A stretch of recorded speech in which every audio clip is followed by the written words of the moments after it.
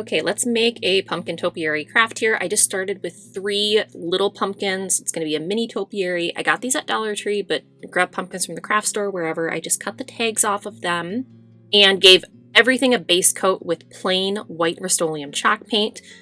I like white Rust-Oleum chalk paint as a base for a lot of these projects. I think it just gives better coverage, and I like how my projects turn out better, but I didn't want to wait for the tops and bottoms of the pumpkin to dry, so I just set them on parchment paper. It's my shortcut.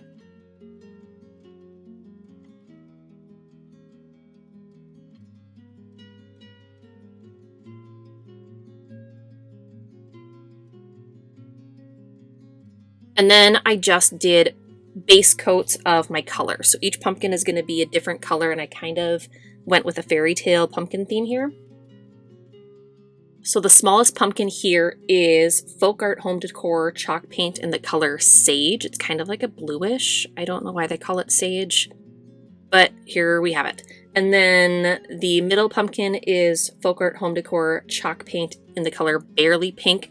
Bear with me, friends. This is going to be orange, but I like to mix pink in with it. I feel like it gives it a bit more muted tone here.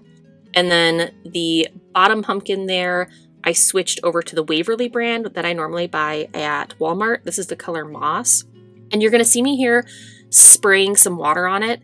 Sometimes chalk paint gets kind of thick and the paintbrush drags. And as you're trying to mix colors and get smooth, even coverage, sometimes you just got to spray water on it, and it just makes the paintbrush glide like butter. It makes such a huge difference, just a little bit of spraying. So I just let that first coat of color dry, and then I came in with my accent color. So on the top pumpkin here, I added some Folk Art Home Decor chalk paint in the color Sage Shadow. So you'll see me spraying here again. So you kind of want to mix a little bit of the base coat color as well as a bit of the accent color, and follow the ridges of the pumpkin, and only add the accent color in like a few spots, maybe some at the top, some at the bottom, in varying intervals around the pumpkin. And then for the bottom pumpkin, I used that same Folk Art Home Decor chalk paint in Sage Shadow, but I mixed it with that Waverly Moss paint. And here, for whatever reason, the Waverly chalk paint is much thicker, so using that spray bottle really helped me mix the two colors together and get that variation in color that I was looking for. And then finally, the orange pumpkin. So I used Waverly chalk paint in the color Pumpkin, which is a very, in my opinion, aggressive, true pumpkin orange color, but I wanted to do more of that fairy tale style pumpkin that's been so popular the past few years, so that's why I mixed it with this Barely Pink paint, and it really mutes the orange beautifully, I think. I've done this on another project, and I really like the color combination of a bright orange with a soft pink to really mute it down.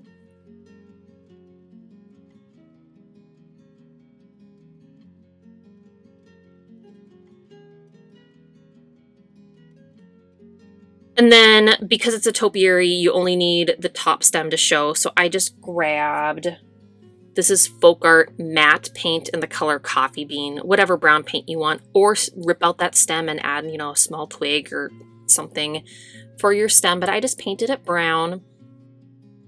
And then it's time to assemble. So I just grabbed a little galvanized silver planter pot here. I think this was from IKEA several years ago, like more than 5. But whatever you got, and then a piece of craft foam, stick it in there to make a nice solid base, and then rip off the stems from the bottom 2 pumpkins, and then get assembling.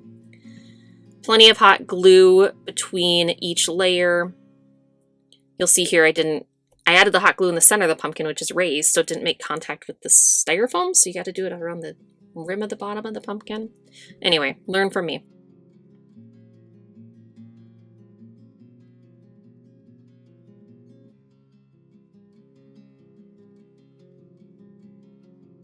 And then once you get all your pumpkins stacked here, I grabbed some Spanish moss here, and I just filled in first at the base of the pumpkin to cover obviously the gap between my planter and to cover all the craft foam here.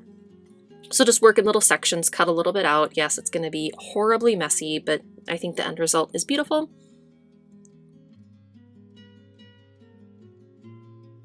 And then I also grabbed my silicone fingertip protector to help me here because I just added the tiniest bit of this moss between each layer of the pumpkins as well.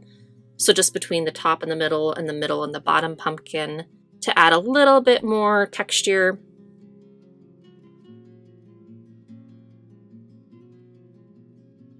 And like I said, it makes a mess, so clear off your craft desk and your workspace before moving on to the next step.